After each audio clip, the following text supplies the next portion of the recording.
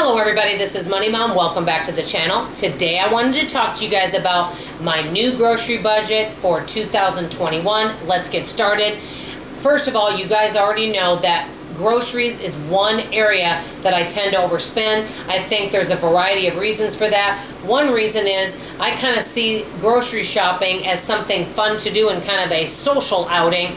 And I love to see all the new items that are out there and love to try the Aldi finds. So I tend to throw a lot of things in my basket without adding it up. So that can really, eat up your budget after a while. So here's a couple confessions before getting into telling you what my new grocery budget is and the 7 things that I'm going to do to be able to attain that budget. Okay, couple confessions. Number 1. Yes, I bring cash to the store and use the cash envelope system. But if there's things that I want and I go over the budget, so let's say I bring a $100 bill to the store, I tend to put the rest on my credit card. I know you're going to say, Money Mom, that's a no-no. You're right, it is. Now, I don't accrue any interest on the credit card. I pay it in full every month, and we do not have any credit card debt. But that's not the point. What's the purpose of setting a budget if I don't keep to it? So I will no longer be bringing a credit card to the store. Whatever cash I have is going to be what I use, and if I go over that, I'm going to have to put an item back.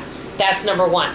Number 2, I have been guesstimating how much I'm spending on groceries, and I have a rough estimate, but I haven't been keeping as detailed records as I thought. Now, in a couple weeks here, I'm going to give you an update of what I spent each month at the grocery store, and then what my yearly total is, see if I can do better in 2021 with my grocery spending versus 2020. So, what are the 7 things I'm going to do? Well, before getting to that, let me tell you what my new grocery budget is. I've changed it around from anywhere from $400 to $440. Some months have 4 weeks, some months have 5 weeks. So this is what I'm going to do. I'm giving our family for right now, and this may change, by the way, because guess what?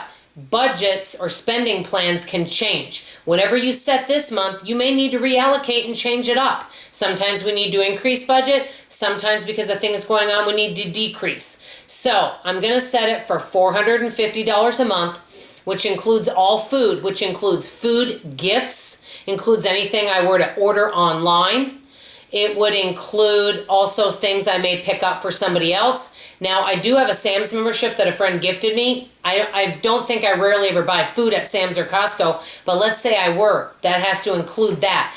And that $450 also includes 5-week months. So let's say I want to go shopping on a Friday and there's 5 Fridays. Well, then that week I only get $50. So I'm going to see if I can go under the $450. That's my ultimate goal, but I'm allowing $450. I am not allowed to charge anything on a charge card for groceries at all. Whatever I have is what I'm going to use, and like I said, I will put back anything else. I don't know yet what I'll do about November and December.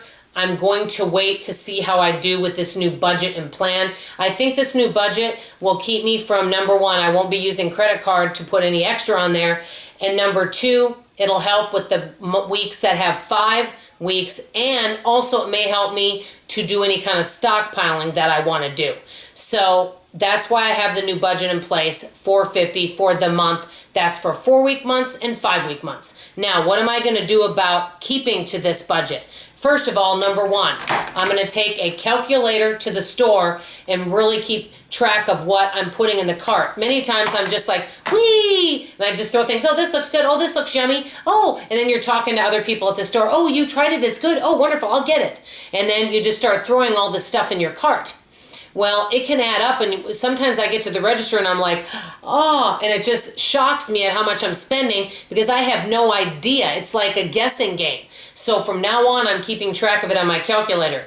Number 2, one of the things that I'll be doing at home is that I'm going to look through my pantry and look through, and I've done this before, and look at any item that may be getting older that I really need to use up and place it on the counter and tell myself I will be using that within the next 48 hours. Number 3, I'm going to look around in my pantry, refrigerator, and freezer and see what is older and what am I not using and use that up within 48 hours. Number 4, you guys know I love to bake. and I have tons of baking supplies. I haven't been baking as much lately, and part of it is I don't want to eat all of it, but the other thing is I just haven't taken the time to do it. So I'm going to be doing more baking and gifting some of those items and then freezing some of that, because just because I bake up, let's say I bake up 2 dozen cookies. First of all, I can share some, I can freeze the dough, I can freeze some of these cookies. We don't have to eat it all at once. So really using up my baking supplies so they don't go bad.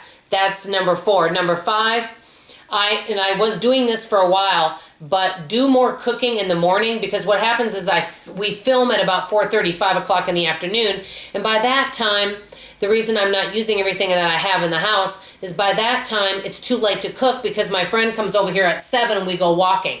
So really it's so much better for me to do cooking in the morning and have it available for family members to eat throughout the day. So that's number 5. Number 6, this goes back to the store, and I was doing this and I need to get back in the habit of doing it. At the end of my shopping, before I get up to the line, take a really good look at my cart and say, what do I not really need? Where am I buying too much of? Or, hey, are we really going to eat this or use this? And put one item back, or really reevaluate what's in my cart before I get up. Just doing that could save us each about 20 bucks a month.